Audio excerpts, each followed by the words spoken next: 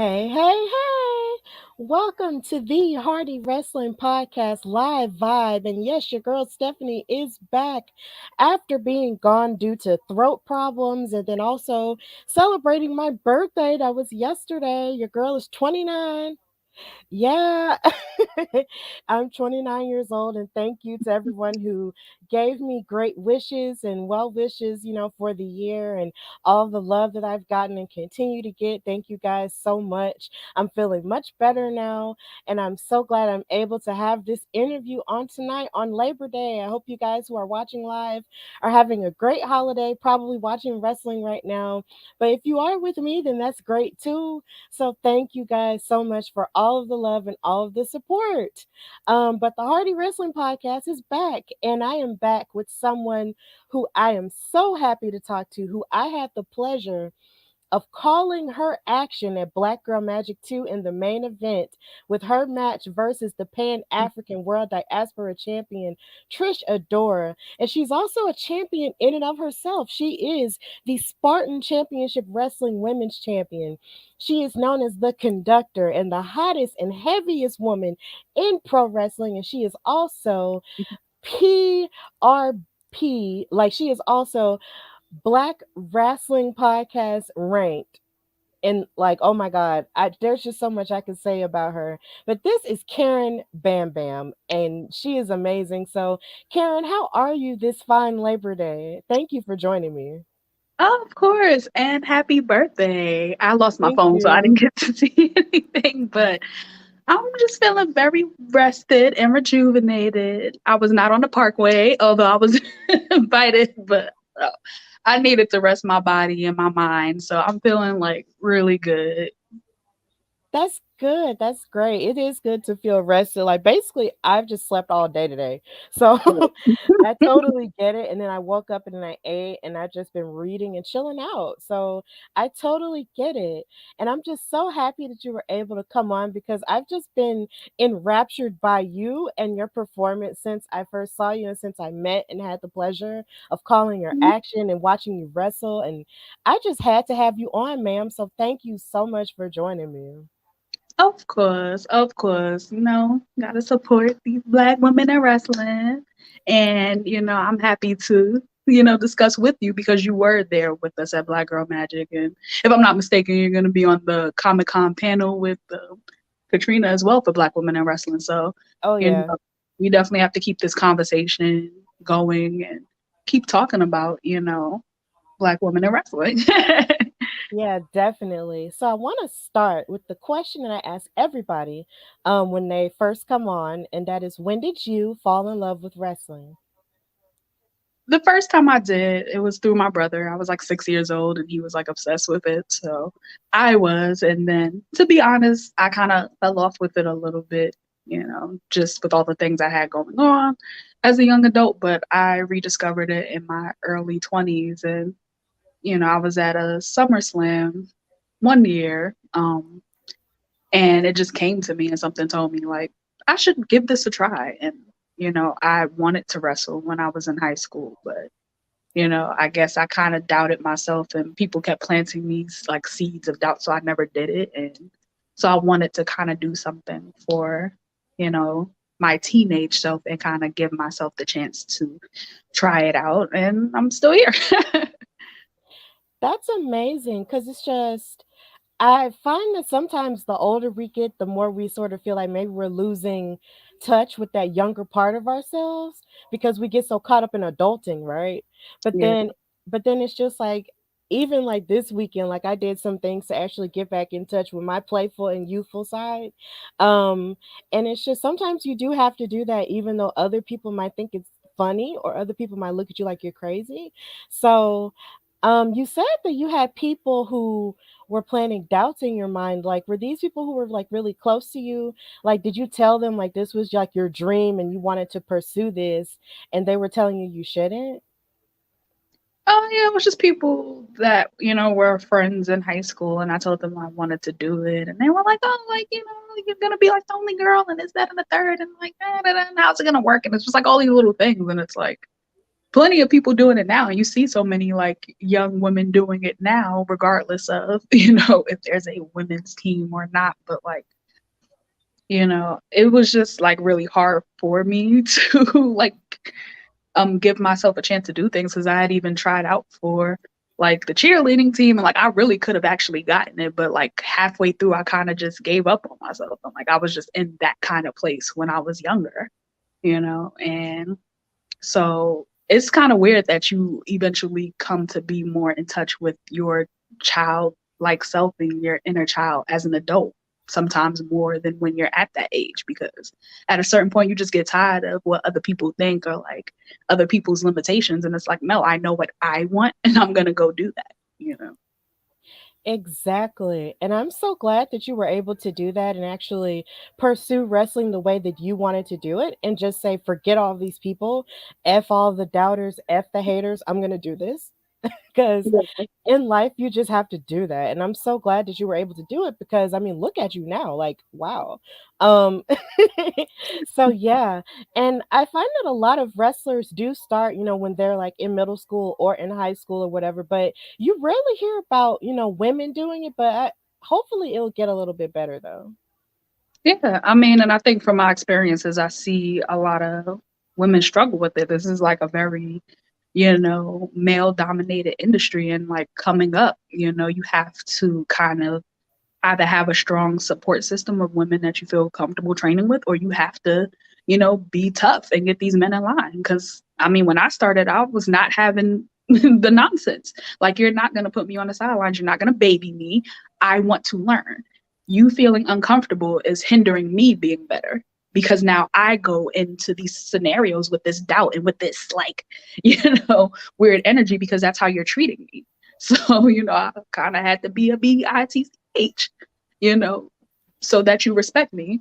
You want to hold the door for me when we leave and this, that, and you want to be a gentleman. I respect that and I honor that. And I respect that you may not feel comfortable being physical with a woman, you know, fine. But when we in the ring, we all wrestlers. That's just what it is. Yeah. And honestly, I don't even look at it as you being, a B. I feel like that's just you being assertive in who you are and assertive in what you want. And honestly, that word and that phrasing of it, I feel like is only used to sort of put us down in a sense when we're, being assertive in what we want because some people aren't used to it. So they feel the need to sort of press you down and make you feel like, oh, you're doing too much. But in actuality, you're doing exactly the right amount that would be accepted if it were someone else. Yeah, and I mean, I definitely feel that it's especially weaponized towards Black women because it's, you know, now you're being angry and now you're being aggressive. And it's like, well, if I don't get that way, then y'all don't do what you should do in the first place. You know what I'm saying? And it's like, I hate to get like that, but it's like, I just get so tired of certain things. And it's like, you know, I want to be nice and I want to be happy, but then now you start feeling like you could step all over me and I'm not having that. You know, I invested in myself. You know, I went and got professional training the right way. I spend thousands of dollars on my gear. I come up with creative promos. I put 100% into what I do, 110%. And I try my best to help people up, even though I haven't gotten that same help. You know what I'm saying? So I'm not doing all of that for people to waste my time. You know what I'm saying? I'm simply not. Exactly. I totally get it. So, when exactly did you officially decide that I'm going to do this and this is going to be my career? Or when did you say you felt the call finally to go ahead and pursue this as a career? So I was about like 24, you know. And thank goodness, because like I have the utmost respect for these little 18-year-olds and 16-year-olds. Good for you. Couldn't be me. I was hood ratting it up in the streets, and I wouldn't change that because I needed to grow as a person. Because I also fear for those young people growing up in this environment. Um, but yeah, I was like about 24, and I had just started watching, you know, wrestling again, and you know, it just kind of came to me. It was like just out of nowhere, like I should do this. And at the time, I was like in the middle of like trying to, you know, get healthier and stuff. I was like at 325 at the time, and I was like really just trying to bring that down a little bit.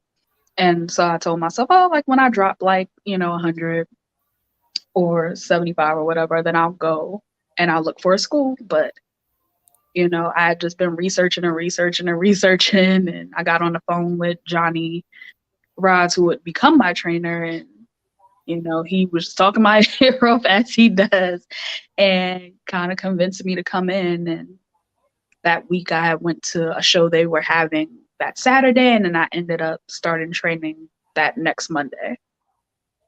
Wow. So that's pretty quick. But then at the same time, I see that you were trying to decide what, like, to get to a certain point to do it, like in your own sort of weight loss journey. But then you decided not to. But then you decided to not focus so much on that and just go ahead and do it. Yeah, because it felt right. Like, and I'm someone, I tend to take on a lot of different things at once. So that had been the reason. It was just like I'm kind of focused on building, healthy habits, and I want to be in, the best shape for me. I'm never gonna be skinny, and I don't think everyone needs to be, but Right. I want to be where I feel, my best, which is usually around like a 220-ish or 230-ish.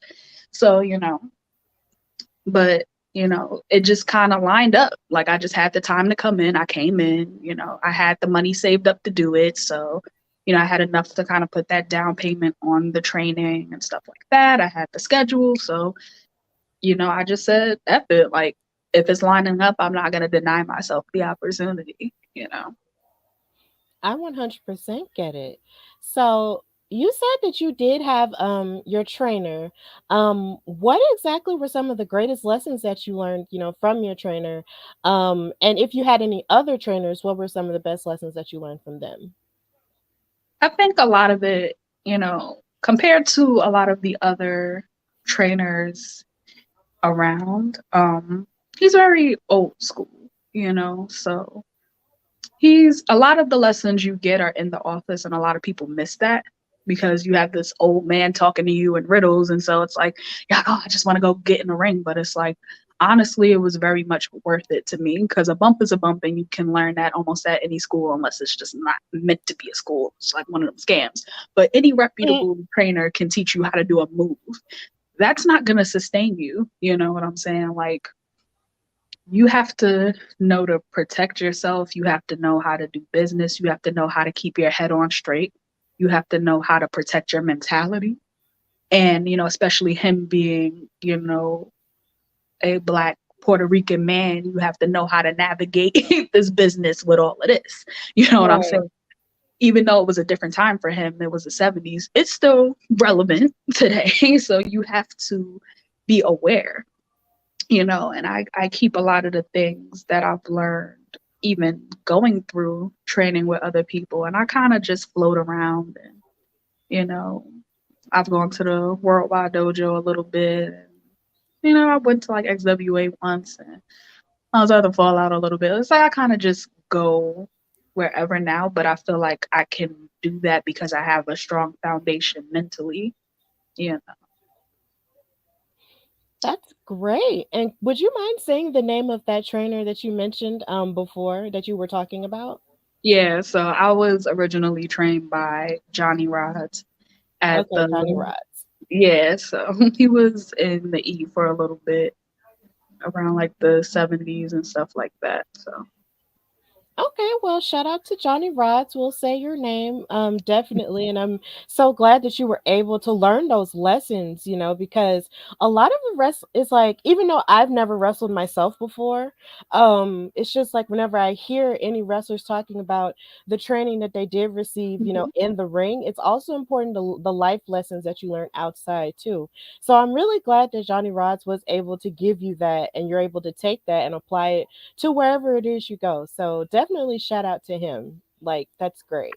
And I'm Yeah, glad that you're strong mentally and you're able to apply those lessons basically just regardless to where you're at. Like that's really good. So, um I want to decide where I'm going to go next. a fork What in the road. huh? So you have a fork in the road. Yes. So, what were some of the other adversities that you faced as you started your wrestling training, and how did you overcome them?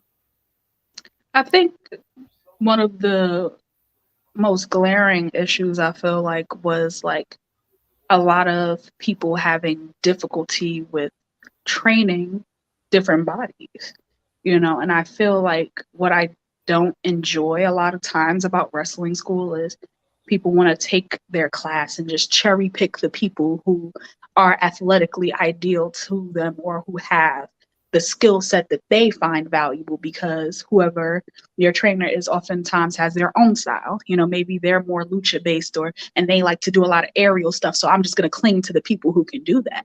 And I'm a very big like proponent of like you have to be able to teach all of your students how to use what they have the best Right. because if everyone's the same, then where do you tell stories? We're not in the business of just being gymnasts or being or stuntmen. We are storytellers too. Mm-hmm. And me being able to do what I do opens up a realm of possibilities for storytelling, just as much as a 6'4" girl or a 4'9" chick or someone who's 120 pounds or 300 pounds. Like, different cultures, different personalities, different, backgrounds and skill sets. You know, you have to be able to help people at their own pace as well. Because I didn't learn a lot of those basics quickly. For certain things that people could learn in a week or two, it took me like 2 or 3 months instead. Mm-hmm. But, like for instance, with rolling, like it took me a while to do that. But now my rolling is quieter than most people, and I'm like twice a lot of people's size. But that's patience and that's growth and that's dedication. That's why they say hard work beats talent 10 times out of 10. Because I've seen a lot of people come and go. Oh, you got a six pack and you got a judo background and you're this or that, but they didn't last 2 seconds. Mm. But I outlasted what a lot of people thought I would because I'm a hard worker and I'm dedicated and I put in the time. You know what I'm saying? Give people a chance to be great. Even if they aren't in the time that you want, you still have to have the patience and the range to be able to, adjust certain things to someone being a little shorter, a little bigger, a little smaller. People have to do things differently, you know. It goes with yoga too, because a lot of people come to me and say, "Oh, I can't do it." No, you can. You have to listen to your body and you have to adjust it to what your body can do. And wrestling has to be like that sometimes, Certain things you have to bring your leg in a little more. You have to give yourself more room, or you have to do stuff. And the people that are teaching this new generation have to be smart enough and patient enough to figure that out. You know. Yeah, I feel like I'm learning so many things from you right now. And you're right. Like, you can't, expect to stay the same and think that everything is going to apply to everybody. Like, you can't just have like a default way of doing things because everybody has different journeys and everybody doesn't look the same or move the same and all of that. And I'm really glad that you actually said everything that you said about training and how you have to apply it to different people and make it a little bit more inclusive. And I feel like that's something that people are pushing for in so many different ways in wrestling and even out of wrestling. It's for stuff to be more inclusive for everybody instead of just thinking that this one default way applies to everybody else. And I'm glad that you actually mentioned that on my show because I feel like I've heard it a couple of times, but not really put that way before in terms of people having different body types. And I'm glad that you said that. Yeah, I'm but so happy that you said that. I have to speak my experience, because, like I have a belly, so if I try to crouch down, like I cannot crouch as tiny as someone who doesn't, you know what I'm Right. saying? Especially because I'm shorter. If I were taller, it'd be more spread out, but it's not, you know what I'm saying? And I was so thankful that, this dude that used to train with us, Dex, he was like, oh, and so after a while, people aren't there as often once they start to spread their wings, but he kind of came back and advocated for me. It's like, you're not teaching her the right way. She Mhm. needs a little bit more room. She needs to kind of step out a little more. And then I was like, okay, now it's working out for me. You know what I'm saying? Yeah, I'm glad that that person was able to advocate for you in that as well. And I'm glad that you didn't give up even when it seemed like it was tough. Yeah, I Mhm. have come to just have to accept that certain things are going to be harder for me. I'm not going to be the ideal for people, which is the crazy thing because I connect so much so easily Yeah. when I go out there, but it's not the audience that's the issue half the time. It's the gatekeepers and the people that, think that only one type of woman is going to work in this, you Right. know. And it's just like, it saddens me too when I see it at a school level because it's like, you know, you want one person to succeed and you have so much talent in a room and you don't even see it.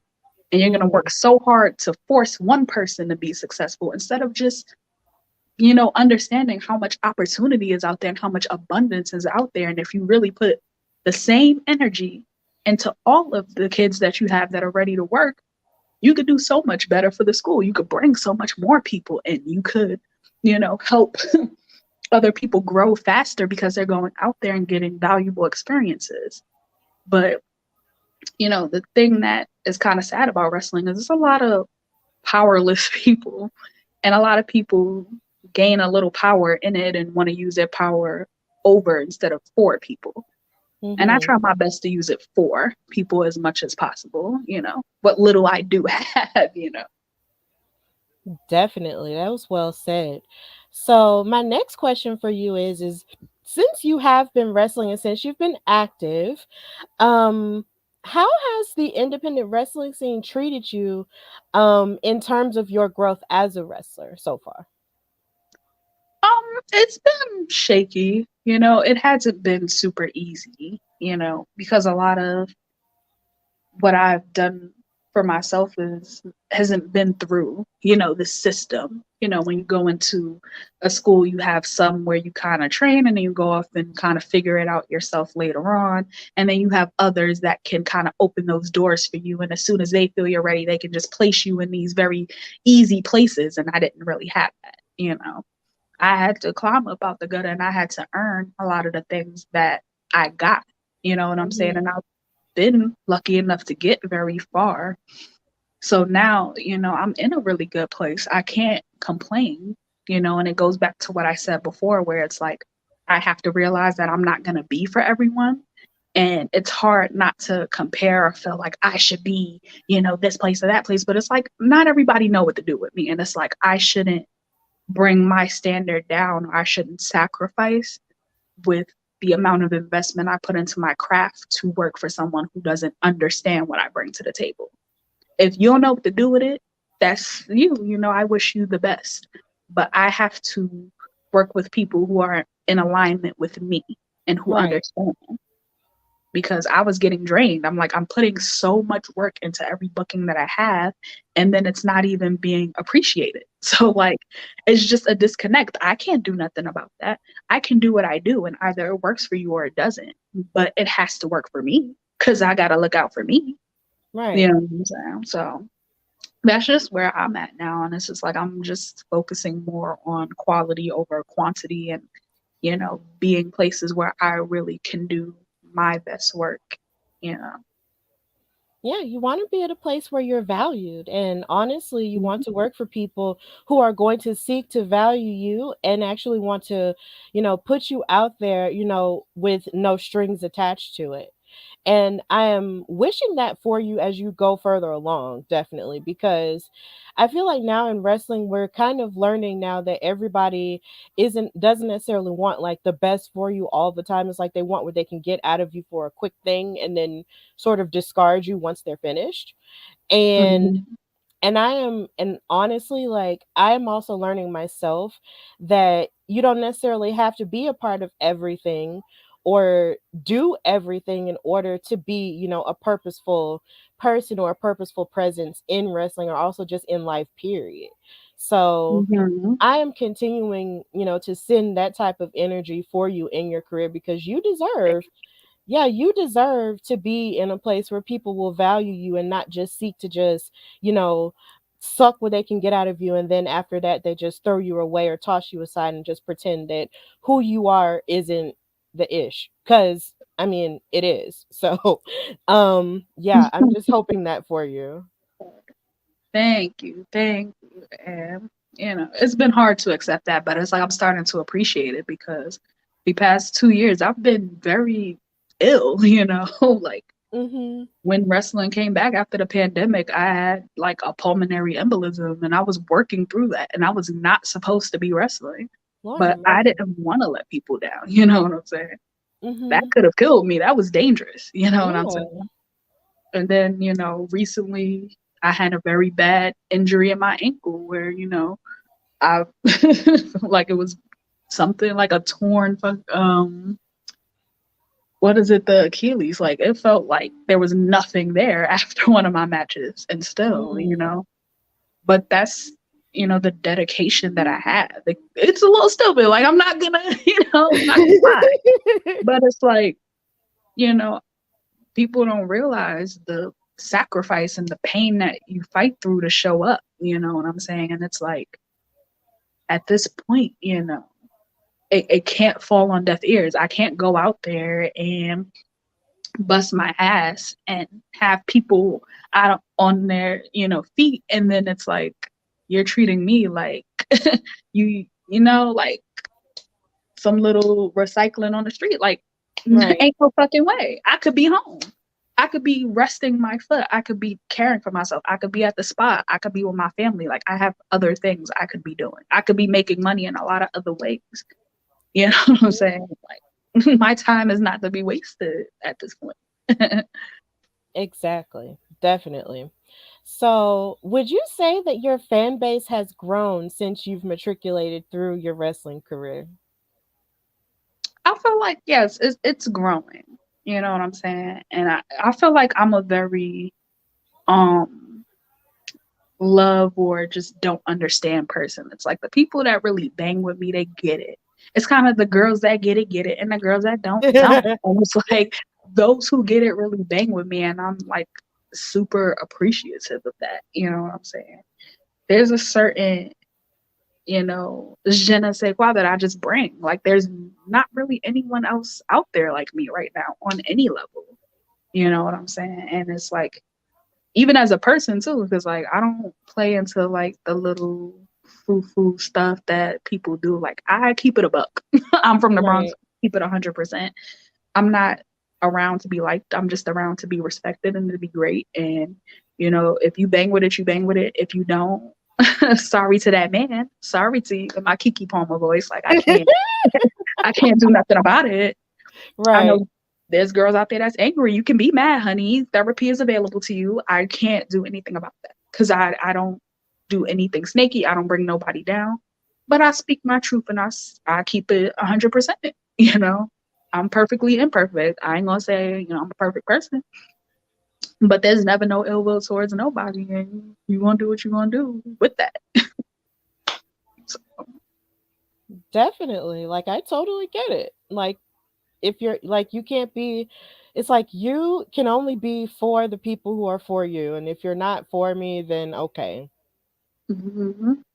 Okay. Just okay. Okay.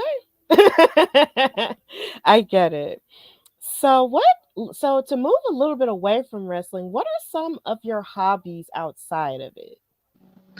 Ooh, I have like so many going back to the fact that I'm always doing entirely too much.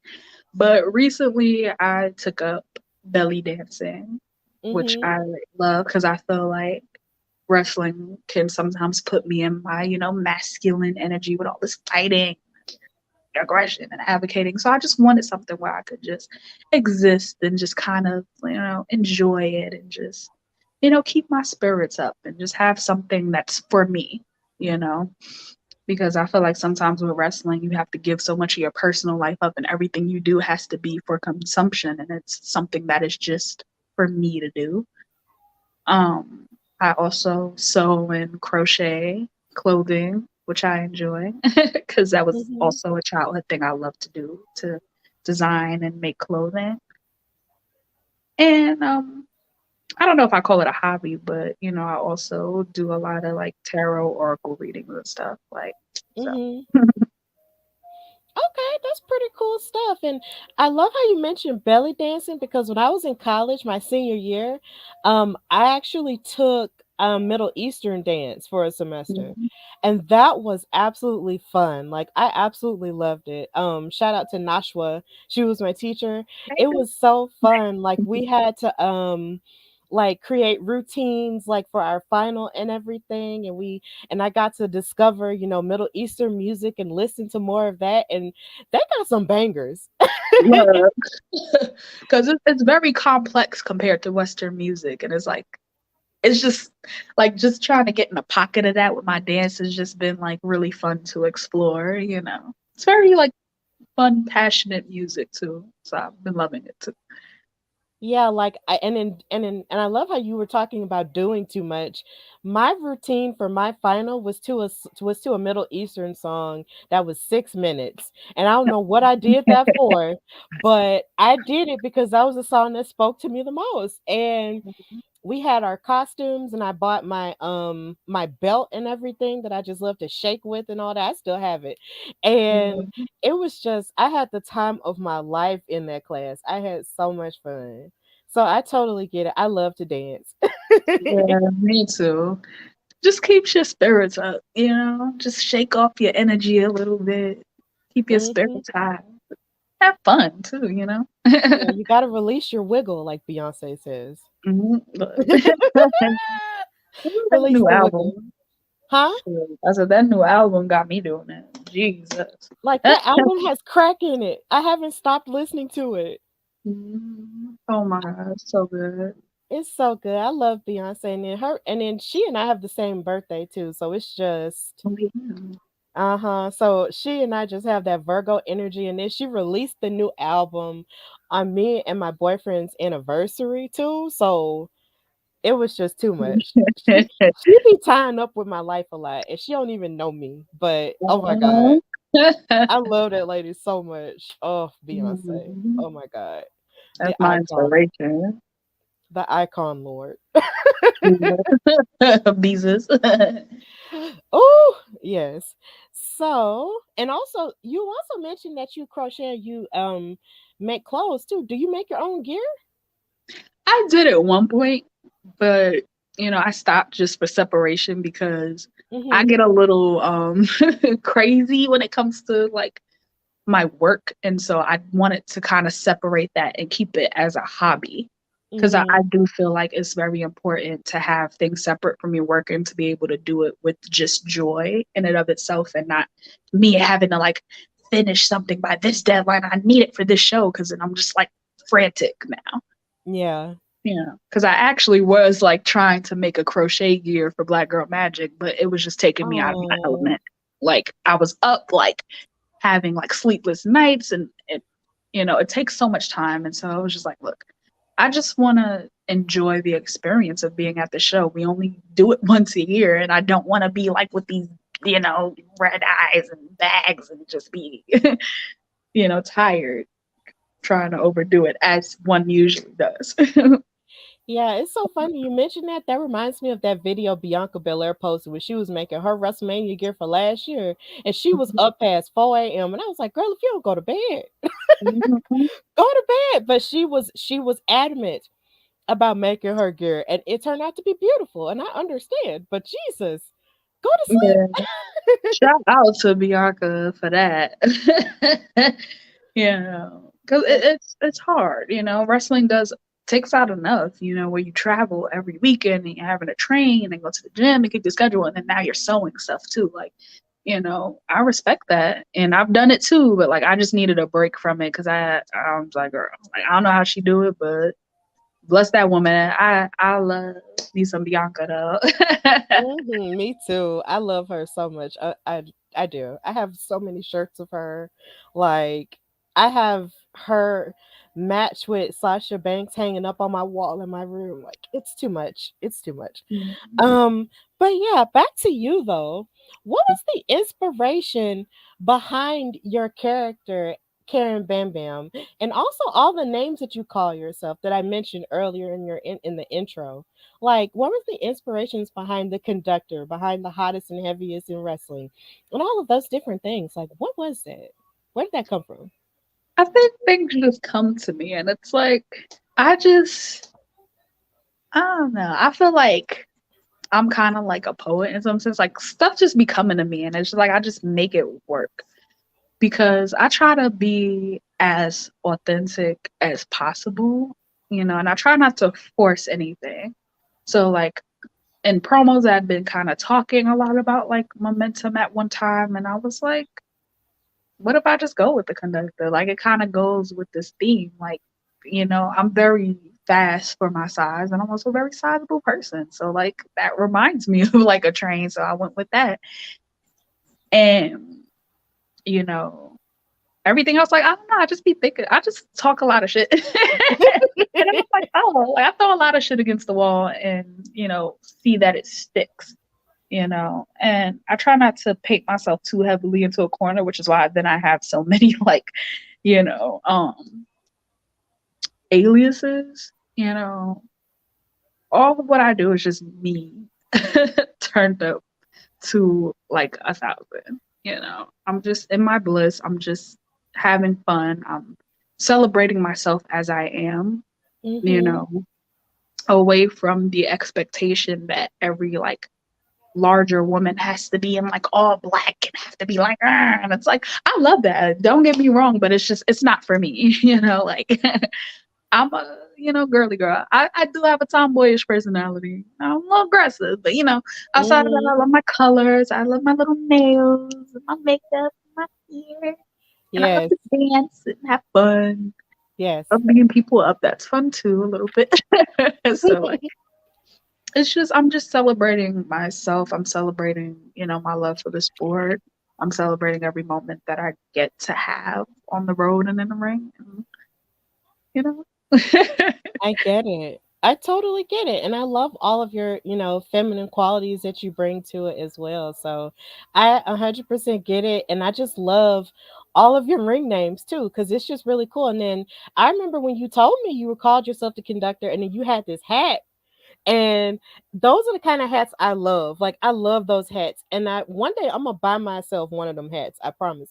But it's just they're just so cute and they remind you of a captain or they remind you of somebody, who's in charge of like some large transportation.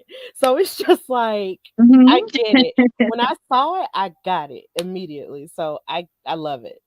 I'm It's glad different. because I'm not the most eloquent person. Like this is like so much like going on in my brain. It's like I'm never sure if it like translates or like makes sense. So I Mhm. appreciate that. You get what I'm I putting get it. down. I 100% get it. I get it. So, how would you say you feel about the state of Black women in wrestling? What's good about Black women in wrestling and what could be improved, for us as well? I think the good was showcased at Black Girl Magic. Like you know, I feel like some people or promoters treat like being a black woman like that's just the gimmick in and of itself. Like you're just the black girl that's here. And it's like, no. Like when you watch the show, for as many people say that, oh, we can't find, enough female talent, that this, that, and the third, Mhm. you had a full show and every match was different. You had, you know, women with darker gimmicks and you had, your legit folks like, Bonesaw and Blade. You had two legit, you know, black women tag teams who do tag together. They just weren't slapped together for the show. They were actual tag partners. You had dope women like, Gia Scott and Damaris that deserved, more love.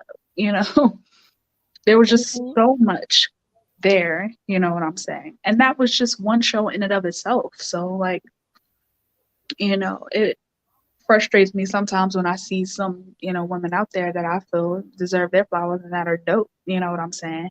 And it may be a similar situation to what I feel like goes on with me where some people just don't know what to do with you. Right.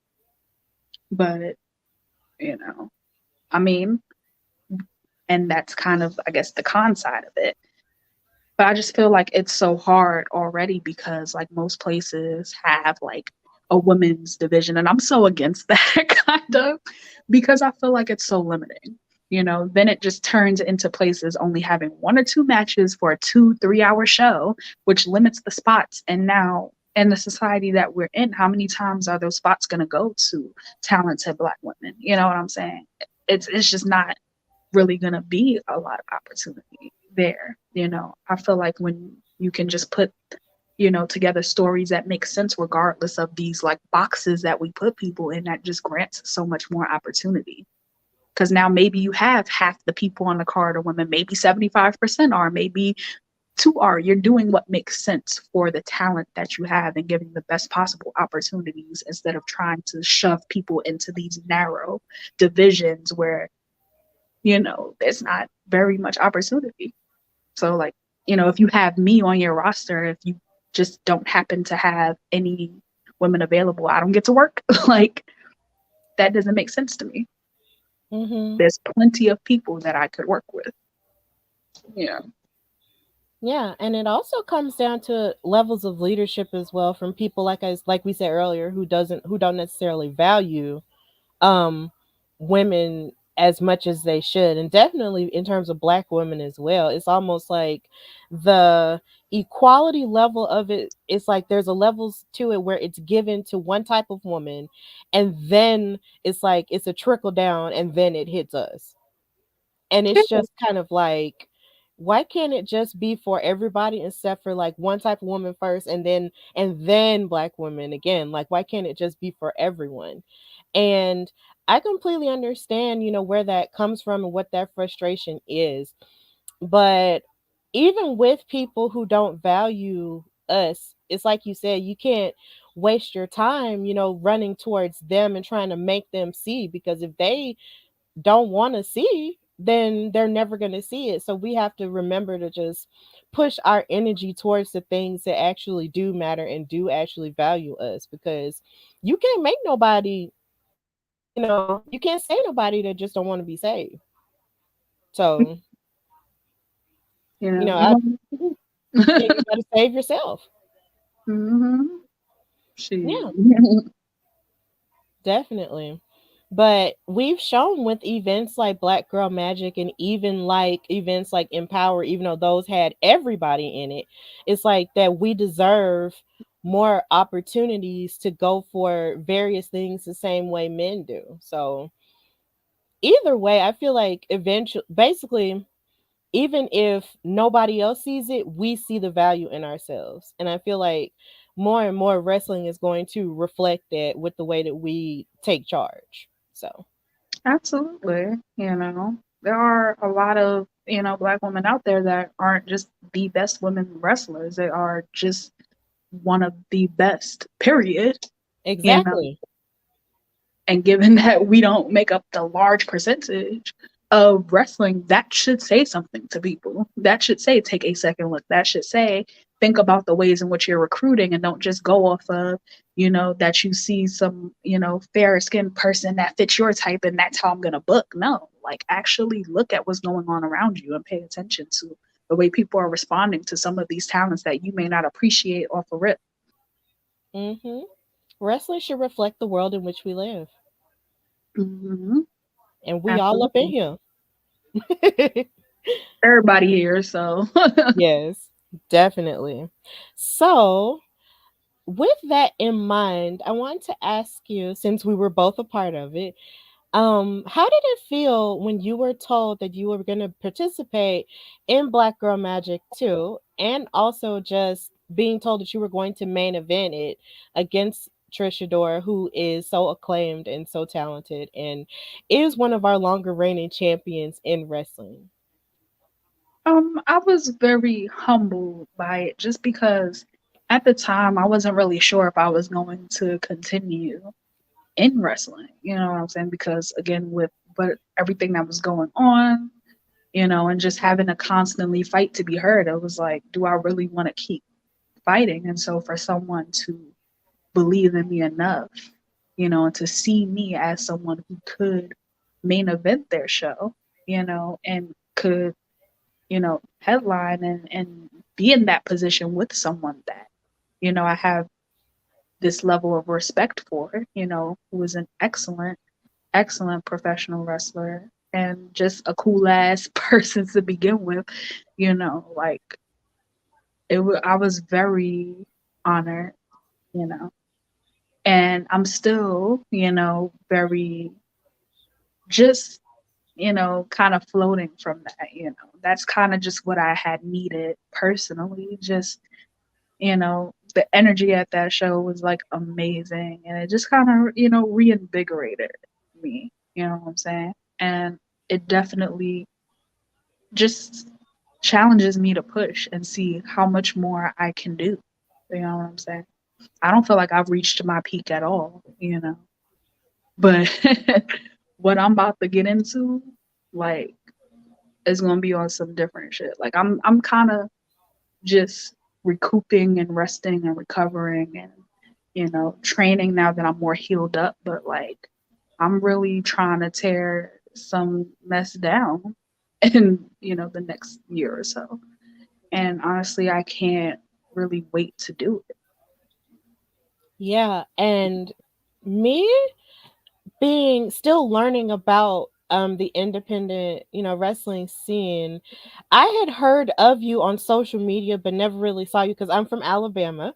So it's just, there's only, so much that I had knew about it because I was exposed to wrestling via television from the bigger, mainstream shows. So I'm still learning about independent wrestling, from last year up until now.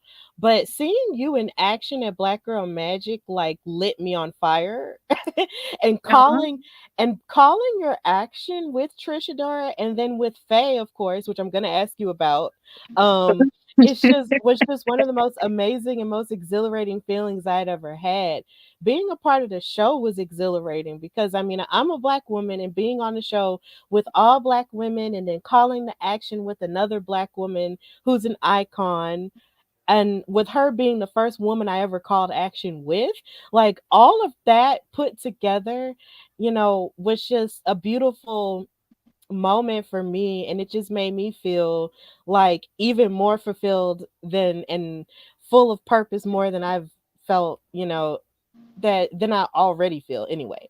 So it was just a beautiful moment and watching you two tear it up, like it was back and forth to the point that I didn't even know who was gonna win. Like I didn't know what was gonna happen. And like, but when you came out with the win, I was like, wow, look at her. This is so great. And then look at Trish too. Like I felt like there really weren't any losers in this. We were all winners. Yeah. Like I know that's corny to say, but I feel like we were all winners and just the whole show and the vibe of it was beautiful. All of it was great. But in you winning that match and then being challenged by Faye Jackson, who, like I said, is an icon in wrestling, amongst black women. And then the fact that she came out of retirement to want to fight you next year for Black Girl Magik 3 in 2023. How did that make you feel? What was that moment like? Like, were you spinning? Like, did you almost want to cry? What was it? How did you feel? Oh, I felt like I was about to explode into confetti because, like, Yes. last year, his Black Girl Magic was around the time that she retired, and that was Mhm. supposed to be the first time that we had shared a ring together. Oh, And like, wow. you know, we have known each other for a bit, and like, we never really got to work with each other. And I was so excited to do it, and then the retirement came, so I was just like very disappointed because that was someone that I really have a lot of respect for. You know, Mhm.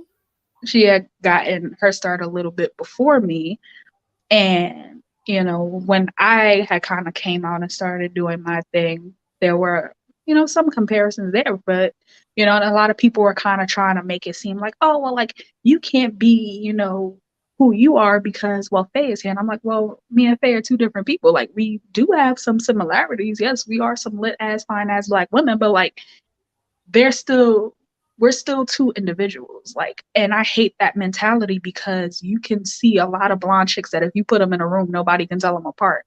And Mm. nobody's saying, oh, you need to change, or you need to dye your hair red, or you need to change your personality. But as soon as they're Mm. two beautiful, vibrant, Black women in a room, now they can't be both of us. No, like we Mhm. both can shine and we both can be ourselves.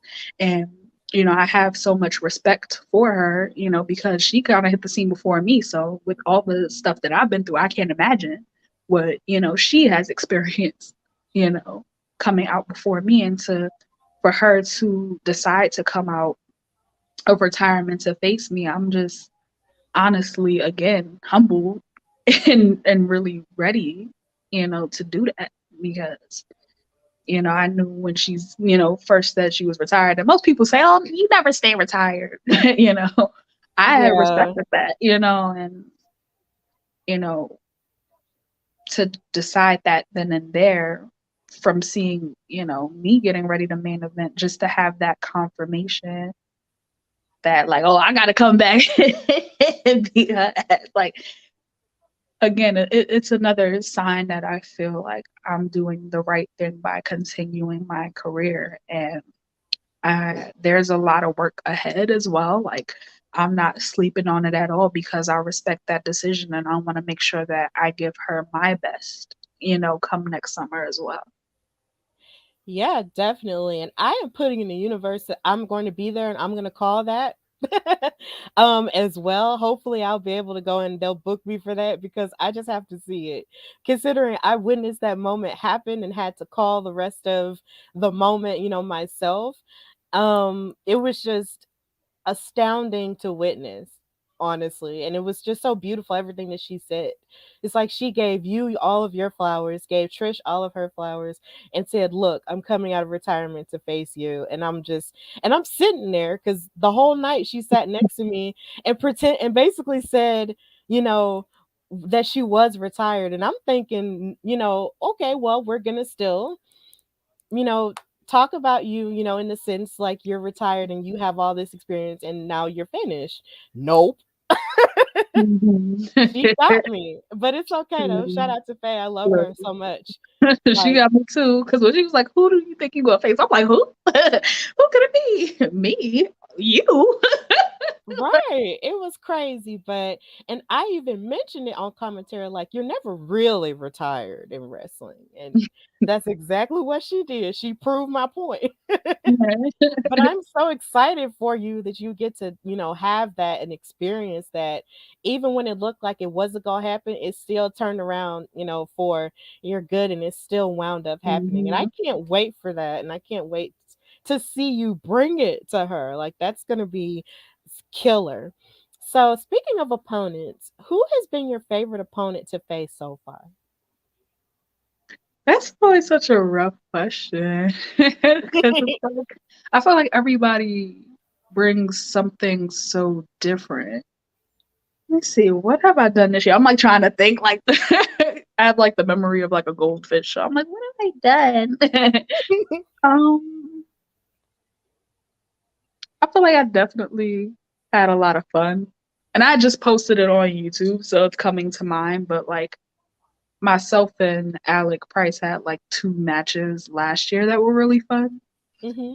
And I feel like it's because we just oppose each other in such an interesting way, which is why I'm also like, an advocate for, just letting people wrestle who it makes sense because there's not a lot of people like me. There's not a lot of people like him, and he's like the skinny, tall little white boy from Boston, and I'm this, short, fucking strong black woman from the Bronx, and we just beat the crap out of each other, and it was great. Um, but yeah, I love all of my matches differently. I try to look at every match as a unique story to tell because again that's what we're there to do, and so many people go in and like just try to wrestle by numbers, and it's like, no, I really think it through. Like, what can I do? How can I prepare for this person? Like, I see you, I see what you do. How do I need to approach that? You know what I'm saying? Hmm. And that's what keeps me passionate and ready for it. But that's one match that comes to mind. And I would also like to have, you know, another chance to work with Jocelyn and Latasha because they were in my first match at Black Girl Magik. And we had a triple threat, but, I would love to work with them individually as well. Honestly, and if I'm talking about who I love to work with everyone who I haven't that was at this past show too. Mm-hmm.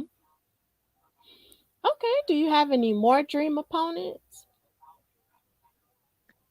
I just want to like wrestle everyone one time, but like, um, like if we're gonna say a dream, like if ever, I don't know if I see myself being contracted, but if ever I got the chance to like work with like Bianca, that would be it. And I Yeah. would love to work with Aja Kong as well, because that was a big inspiration for me. So, and awesome concert. Mm-hmm. It's so funny you mentioned Bianca. If you ever fought Bianca, I wouldn't even know who to root for. I'd just sit down and just watch it. Yeah, I would that would just be sit crazy. I would just sit and watch it and just weep and just cry. And just be like, look at these women. And just cry the whole match and then cry at the end, regardless of who wins. And then I'll just it would just be amazing. Oh Yeah. my God. Oh my God. It blows my mind just thinking about it. It would just be insane. So you did mention, you couldn't ever see yourself contracted. So would you say that there is an opportunity, if there was ever an opportunity for you to sign with a major company, would you? I would have to look at the terms and conditions of that because it kind of goes back to, what we talked about earlier, where it's like not a lot of people know what to do with me. And Right. so it's like to be in that situation, it's like, you know, I don't want to come out and be like strong for 2 seconds and then you never see me again. It's like that's gonna be frustrating creatively. And it's like I know it's work and sometimes you have to do what you have to do, but it's like I'm really aiming to be able to express myself as best as possible. And I think nowadays we have so much opportunity to really build a strong personal brand and to create your own opportunity. So why Mhm. not do that instead? And that way you're able to really express yourself in the way that's best for you. I think it's hard too because as people who love wrestling, you want to have those moments. You want to have your WrestleMania moment and you want to have your big, TV debut, but it's like there's pros and cons to everything and you really just have to be in alignment with what's best for you at the moment. So it's very possible that it could change, but right in this moment that's not a strong goal for me. Mhm. But if the conditions are right, I would consider it because of course Okay. Well, I'm hoping and manifesting myself that, you know, the terms and conditions will be right and we will see you, because I feel like somewhere there's somebody who needs to see someone like you. Yeah. And that's something I think about as well. And that's what kind of keeps me going is, there's always someone who's like, you make me feel like I can do anything. And I'm like, like, Exactly. okay. So even if I end up having one or two matches, I, would hope that they are very important and that they do touch someone and inspire them to go do something that they wanted to do or that they're just happy to see it. So, maybe I would take that sacrifice for that purpose too. Mhm. Well, I want to ask you, who are your top 5 favorite wrestlers, whether they be male, female, or non-binary? I'm so terrible with favorites because it's like I'm the type Me of too. person I just like enjoy it for what it is, and it's like um.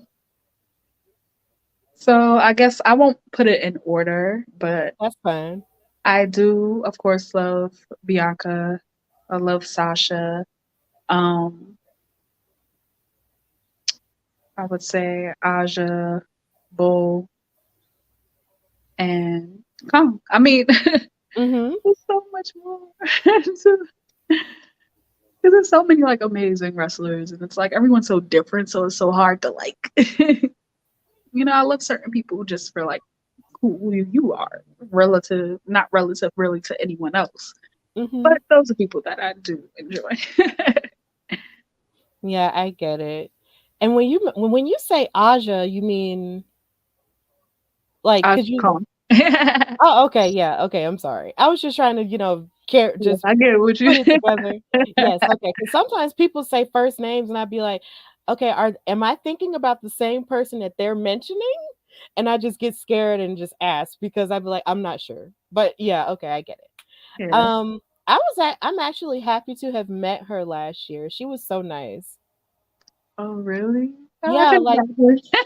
yeah, like last year, at NWA Empower Weekend, I was doing media for the first time ever, Mhm. with Women's Wrestling Talk. And basically they had their media day like the day after Empower, and I was interviewing everybody, and I got to interview her, and she was so sweet.